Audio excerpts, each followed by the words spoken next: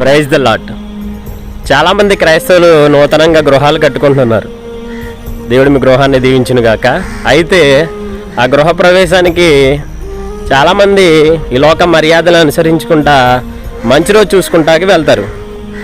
ఆ టైం మళ్ళీ పెడతారు మార్నింగ్ ఉదయాన్నే 3:30కి 4 గంటలకి. ఆ టైంకి పాస్టర్ గారు వెళ్ళకపోతే పాస్టర్ గారి మీద కోపం.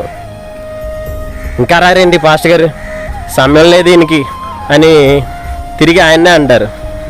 నువ్వు క్రైస్తవుడువా, క్రైస్తవురాలువా? సిగ్గుండాలి నీకు. బైబిల్ పట్టుకుని ప్రతి రోజు మందిరానికి పోవడం కాదు.